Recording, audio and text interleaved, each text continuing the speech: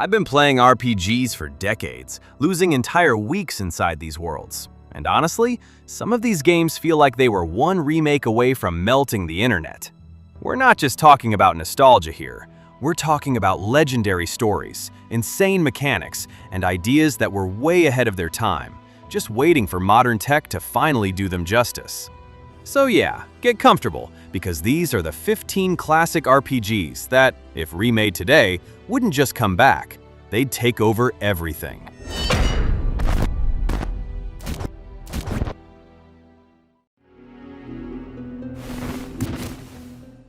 Did you know Vagrant Story dropped just 3 weeks before the PS2 launched in Japan? Yeah, Square squeezed every single ounce of power out of the PS1 for this one, and it felt like a next-gen game trapped on older hardware, which is exactly why a full remake would absolutely melt the internet today. We are talking about a Yasumi Matsuno cult classic that shares DNA with Final Fantasy Tactics, and a proper modern version wouldn't even need to reinvent the wheel because the atmosphere is already top tier. We absolutely do not need a bloated open world filled with map towers and fetch quests, as the total isolation is the entire vibe. But what it desperately needs is a total UI overhaul. The combat is a clever web of weapon affinities and chain attacks, but the original buried all that genius under a mountain of slow menus. A remake that gives us quick swap loadouts and actually explains the damage math would instantly turn the biggest barrier to entry into a massive selling point. So, are we getting one? There is no official announcement yet, but the smoke is definitely there. The community went wild when Naoki Yoshida mentioned he personally wants to see Vagrant Story preserved on modern platforms. And when Yoshi P drops a comment like that, people listen. On top of that, fans are currently running a massive decompilation project just to patch in the quality of life features Square never did, so the hunger for this return is real. This game doesn't need to be warped into a punishing Souls-like to sell copies today. It just needs modern hardware to finally catch up to the absolute mad genius it already had 25 years ago.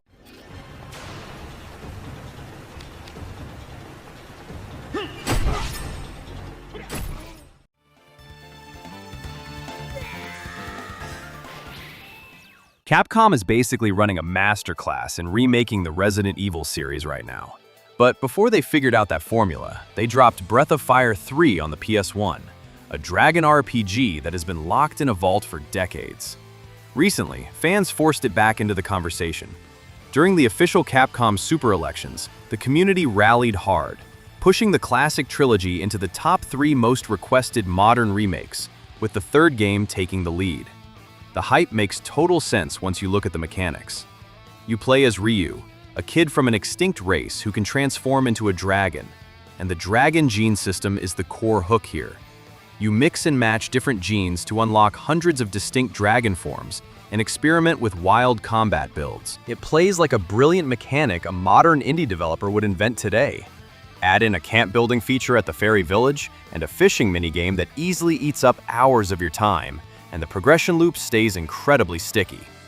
But playing the original release today definitely tests your patience. The early story pacing drags, the manual isometric camera fights your exploration, and the random encounter rate belongs in a museum. That is exactly why a visual overhaul in the style of modern 2.5D games would absolutely melt the internet. Keep the turn-based combat intact, clean up the slow menus, add a fast-forward button, and let those iconic character sprites shine. With Capcom officially reviving older properties and dropping the 4th game on PC recently, the timing is perfect to bring this journey back to life.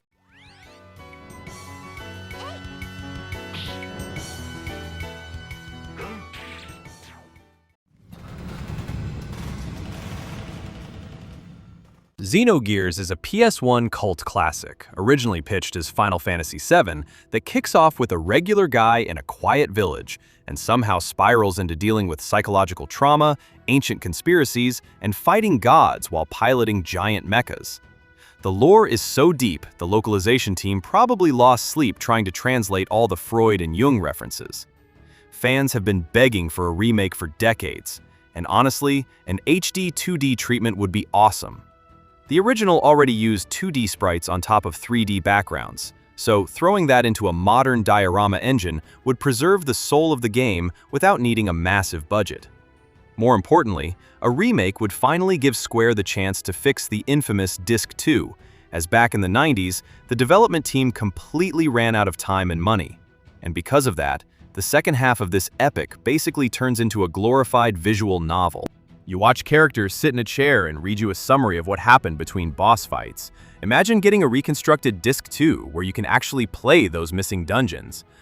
The combat still has a lot of cool ideas, blending on-foot martial arts combos with heavy gear battles, but with a little modern polish to make customizing your mechs more intuitive, this would easily steal the spotlight from most modern releases.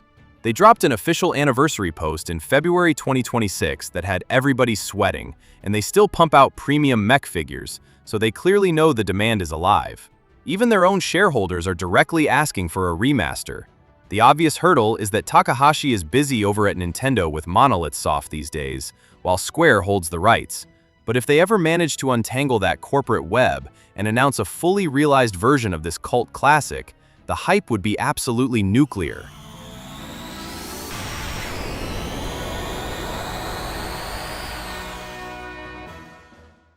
And guys, if you're enjoying the video, help us grow by hitting the like button, subscribing to the channel, and turning on the notification bell so you don't miss anything. Then drop a comment with a recommendation or anything else to help us out with the almighty algorithm. It really helps a lot, and I read and reply to every single one.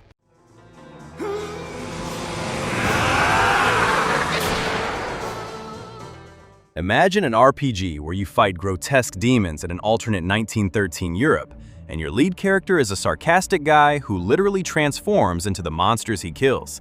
That is the core of Shadow Hearts, a PS2 cult classic that would absolutely break the internet if it got a modern remake.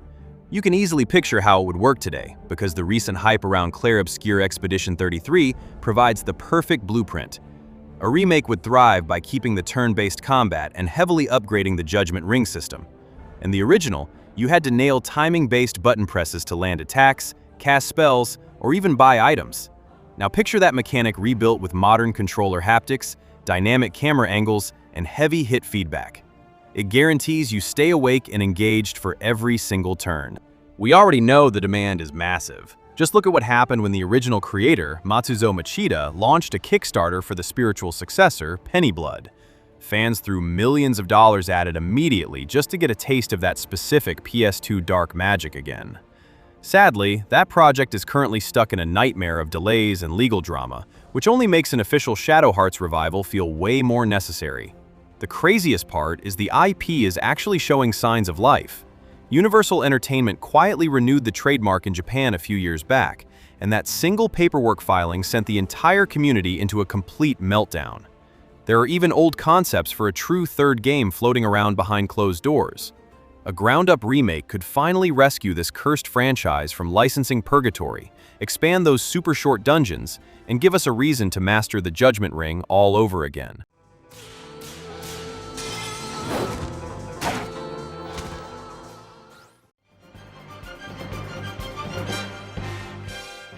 There is a reason developers still study Grandia's combat system almost 30 years after it dropped. Back in the late 90s, this Sega Saturn and PS1 classic handed us the blueprint for a perfect hybrid combat system with its IP gauge, letting you actively interrupt and cancel enemy attacks on the fly. We got the HD collection a while back, but those heavily filtered sprites and a frustrating lack of basic quality of life features like battle speed-ups or cutscene skips just left the community starving for a true ground-up rebuild. The fan demand is very real, and Gung-Ho CEO Kazuki Morishita actually admitted a few years ago that the vocal community sparked internal discussions about returning to the franchise. Pair that with the recent physical editions that dropped in 2024, and it's obvious the studio knows there's serious money left on the table here. Picture Justin's journey to the end of the world getting the full high-budget 2.5D treatment, or a slick 3D overhaul. A studio wouldn't even need to touch the core combat because it still holds up beautifully today. Just give us a modernized UI, snappier dungeon navigation, and a dedicated hard mode that forces you to master the positioning and weapon progression systems, and it's done. They could even bring back the old digital museum extras from the Saturn days as a massive fan service package. A surprise reveal trailer giving this IP the giant budget it always deserved would absolutely shatter the internet.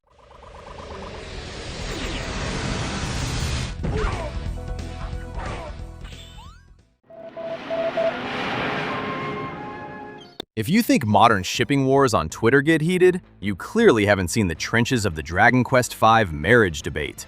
Fans have been fighting over Bianca, Nira, and Deborah since the 90s, and bringing that choice to a modern audience would completely fracture the timeline. Right now, the rumor mill is spinning out of control for a very good reason. Square Enix has been feeding us well, dropping the HD 2D remakes of the Erdrick trilogy, and then hitting us with Dragon Quest VII reimagined earlier this year. But the real spark happened when the series creator Yuji Horii was asked point-blank why they skipped over 4, 5, and 6. He just smiled and said various projects are in motion, and 7 just happened to get finished first. So yeah, the writing is practically glowing on the wall. Whether they give it the HD 2D treatment or go full 3D to match the scale of Dragon Quest XI, a remake here would be a license to print money, as the blueprint is already flawless. You play through an entire lifetime, starting as a kid traveling with your dad, growing up, picking a wife, and eventually having your own kids join your battle party. Even the Final Fantasy veteran Yoshinori Kitase recently brought the game back into the spotlight, praising how deeply personal that whole marriage system feels. Add in the monster recruiting system that was doing the creature-catching thing way before it became an industry standard, and you have a masterpiece waiting to happen. Give those tragic story moments actual voice acting and proper cutscenes, and you have a guaranteed hit that would easily dominate the conversation for months.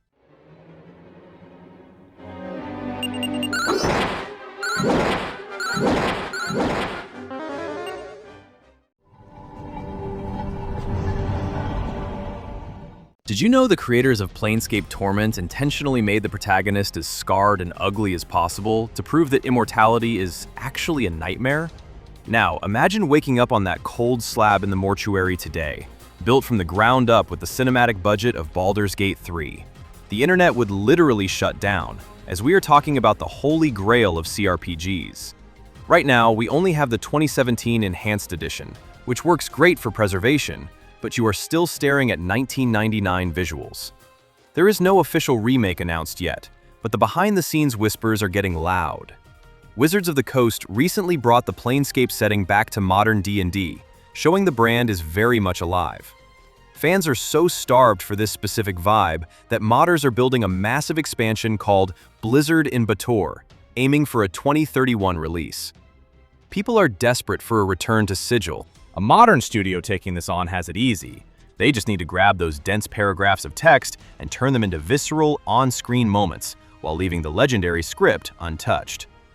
Picture the bizarre streets of the City of Doors, your floating skull buddy Mort cracking jokes, and the weird horror of the Outer Planes rendered in current tech. Games like Disco Elysium already proved that modern players crave deep dialogue and weird worlds. So any developer tackling this just needs to ignore action combat trends entirely, lean heavily into the philosophical dread, and finally give us the visual spectacle this masterpiece demands.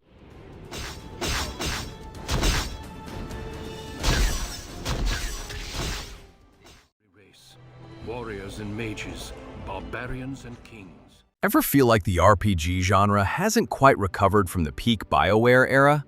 Of course, I'm talking about Dragon Age Origins, a dark fantasy titan that's still the undisputed heavyweight champion of the franchise. While fans keep begging for a modern comeback, the behind-the-scenes reality is a total roller coaster of what-ifs. Imagine this masterpiece rebuilt with modern tech, the deep roads looking actually claustrophobic, and the Broodmother turned into pure 4K nightmare fuel. But the reason a remake would absolutely melt the internet isn't just about graphics. It's about the fact that Origins feels illegal by today's AAA standards. It's a massive, choice-heavy tactical beast that lets you dismantle the world based on your own questionable morals. The rumors about it? Oh, they're spicy. Ex-executive producer Mark Dara basically confirmed they soft-pitched a Champions trilogy to EA, but the suit and tie crowd apparently shot it down because the technical debt is a mess. Unlike Mass Effect, which lived on one engine, the Dragon Age games are a Frankenstein's monster of different tech, making a simple remaster a logistical headache. Even lead writer David Geider has been vocal. saying the game looks dated even in 2009 and deserves the PS5 treatment. With the GOG version needing emergency compatibility patches just to run on Windows 11, the preservation argument is getting loud. We don't need a remake that turns this into a generic action fluff game. We need the 6 origin stories and the brutal tactical combat preserved in a way that doesn't require community mods just to stop it from crashing. It's the ultimate break glass in case of emergency project for BioWare.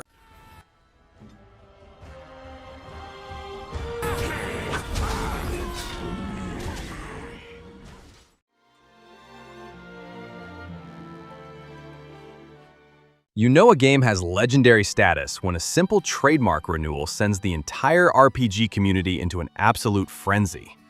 Back in January 2025, Sega quietly filed new trademarks for Skies of Arcadia, and man, the internet basically held its collective breath. This Dreamcast classic is the holy grail of trapped IPs, and a full remake would easily melt the internet. We aren't asking for a gritty reboot here.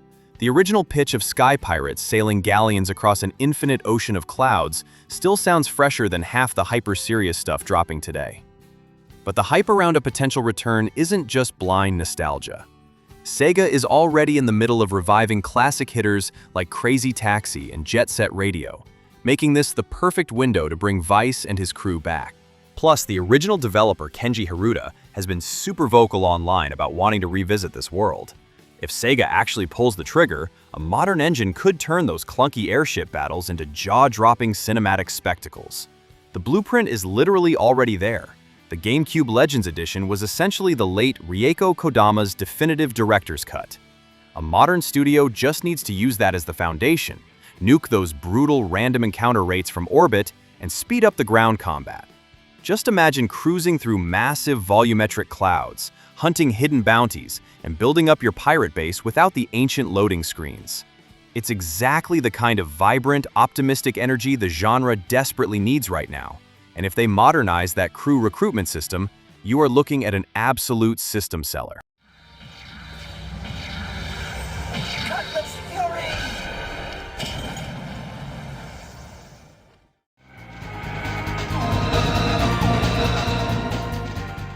Imagine dropping a 4-disc RPG with over 100 developers working directly inside Sony, only to quietly cancel the sequel and lock the IP in a vault for a quarter of a century. That is the bizarre reality of The Legend of Dragoon. Shuhei Yoshida himself produced this massive undertaking, but for reasons nobody really talks about, it just faded away. This was Sony's heavyweight title back in the PS1 era, and fans have spent decades begging for a revival. But we actually had a glimmer of hope a few years back. A technical director at Bluepoint Games teased on Twitter that it should be their next project, and the community went absolutely wild. The timeline felt right, especially since Bluepoint was knocking elite remakes out of the park. But with Sony recently closing Bluepoint's doors entirely, that specific dream got completely crushed. Still, the community refuses to let it die. Fans are out here building their own PC ports from scratch, and writing formal petitions to keep the conversation alive. The blueprint for a 2026 remake is just sitting there. We just saw how Clair Obscur modernized the active turn-based formula, and Dragoon practically invented that concept decades ago. You take that unique addition combat system, keep the turn-based roots, and tighten up the timing mechanics so every sword swing feels incredibly heavy. Combine that with a retranslated script that actually makes sense, and current-gen particle effects for the Dragoon transformations, and you have an instant system seller. People are holding on to this game like a religion, just praying Sony remembers they own a gold mine.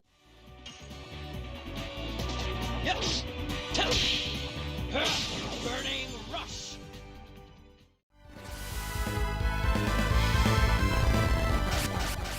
Back in 2001, Camelot somehow managed to cram a massive console RPG into a tiny piece of plastic, and fans have been begging for a proper return ever since. A modern remake with premium pixel art and dynamic lighting of something like Sea of Stars would absolutely shatter the internet. The catch is that it needs to be the full package. The original game and The Lost Age are two halves of one giant story, and smashing them together into a seamless adventure is the dream scenario. Put the enemies visibly on the map, drop the ancient password transfer system, give us a shared inventory, and upgrade the synergy mechanics, and you have another money printer. Using magic in the overworld to freeze water or move boulders was mind-blowing back then, and doing that with modern physics would be incredibly satisfying today. The rumor mill for this series is basically a cruel psychological experiment. Nintendo dropped the original duology on Switch Online in 2024, which immediately got people talking again. Plus, years ago, Camelot's boss, Hiroyuki Takahashi, mentioned that a revival purely depends on fan demand. Then you factor in routine trademark renewals that make the community panic, and some very suspicious 2025 whispers, as word on the street is that Camelot is deep into development on an unannounced project, currently running UI tests and localization. Naturally, fans immediately start screaming Golden Sun, even though we all know deep down it could easily be another Mario sports title. The amount of copium surrounding this franchise is wild, living perpetually one Nintendo Direct away from either glorious validation or total heartbreak.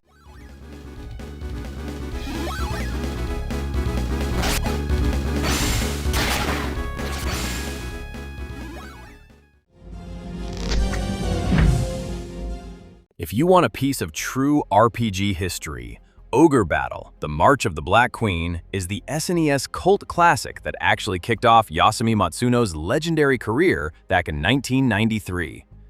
Finding an original physical copy today requires taking out a second mortgage, making it a prime candidate for a ground-up revival. Now, there are no secret insider leaks confirming Square Enix has this in the oven right now. The expectations from the community, however, are completely off the charts. They recently struck gold bringing back Tactics Ogre Reborn, proving they are actively digging through this specific vault. Toss in the fact that Unicorn Overlord recently proved modern audiences will happily devour this exact style of large-scale tactical warfare, and an Ogre Battle remake feels entirely inevitable. Imagine taking that brutal political drama and giving it a gorgeous HD 2D overhaul.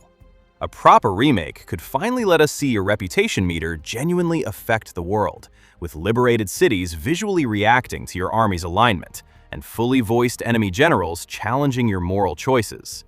The original release hid brilliant squad-building mechanics, deep class evolutions, and multiple endings behind opaque menus that actively hated the player.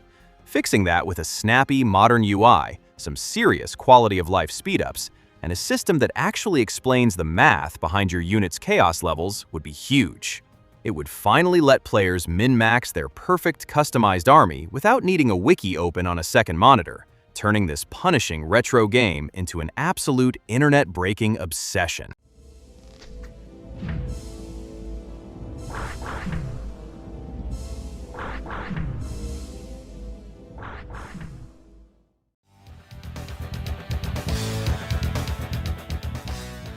Sony recently renewed the Alundra trademark over in Canada to run all the way until 2029, and the official PlayStation blog actually went out of its way to name-drop the game for its 25th anniversary. Coincidence? I really hope not, because a modern Alundra remake would be amazing. The community has been practically begging for this IP to come back, especially since the sequel fumbled the bag so hard it buried the entire franchise. Imagine taking this psychological adventure and giving it a massive HD 2D visual overhaul. The core concept has you invading people's nightmares to save them from their own trauma, and that is a blank check for modern level designers to go absolutely wild building terrifying dungeons. The original PS1 release was notoriously punishing, mostly because the isometric platforming made you want to throw your controller at the wall. A proper remake would instantly fix those depth perception issues, add some much-needed checkpoints, and let you focus on the heavy story of a village losing its collective sanity. Whether they give it a gorgeous HD 2D treatment or a fully 3D top-down overhaul, the hype is right there waiting to explode. The IP is clearly still breathing somewhere deep inside Sony's vault, and reviving a mature adventure like this is exactly the kind of unexpected power move fans are dying to see.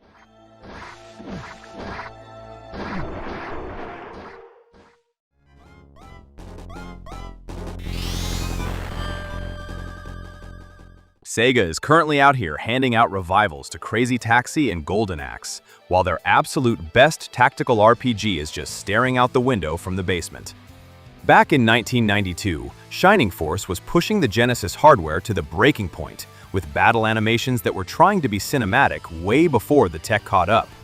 Think of it as Sega's Fire Emblem, except you get to walk around towns and hang out with NPCs between the grid-based fights.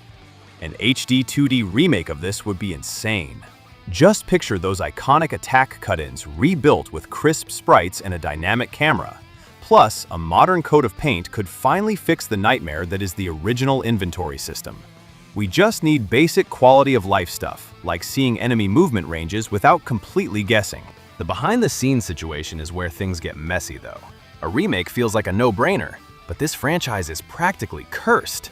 Sega originally planned to remake the first two games for the Saturn, but scrapped the whole project because adapting the cartridge code was too much of a headache. Then we got teased with a shiny mobile revival in 2021, which totally vanished and got canceled a year later. Add the endless rumors about some old bad blood between Sega and the original studio Camelot, plus Sega recently delisting the classic versions from Steam, and you have a recipe for pure fan frustration. The demand is there, and a proper modern revival would have tactical fans throwing their wallets at the screen.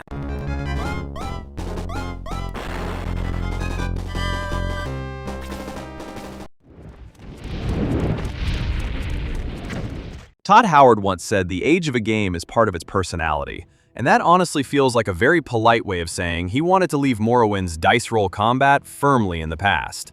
But an official remake of this 2002 fever dream would absolutely break the internet, as Vardenfell remains the weirdest world Bethesda ever built.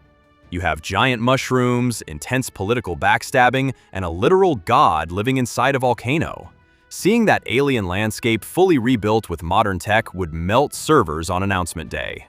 Right now, the rumor mill is spinning out of control thanks to the recent drop of Oblivion Remastered. That release kicked the door wide open, and it seems that Todd Howard, incredibly stubborn about letting classic games just show their age, has visibly softened lately. However, the brutal friction is the entire point of the experience. You start as a fragile prisoner who completely whiffs point-blank sword swings, and eventually evolve into a deity abusing broken spellcrafting and alchemy. So, modernizing the clunky combat and the confusing journal system without sanitizing the soul out of the game is a huge balancing act. Ex-lead designer Bruce Nesmith even admitted recently that updating this specific title is a total technical minefield for Bethesda. Officially, the studio is dodging the question, leaving us tracking massive community projects like OpenMW that keep the original experience alive on new hardware, while massive overhaul projects like Skywind are rebuilding the province from scratch, so the demand is undeniable. Still, with Oblivion proving the remaster model prints money, a return to Morrowind feels like a ticking clock.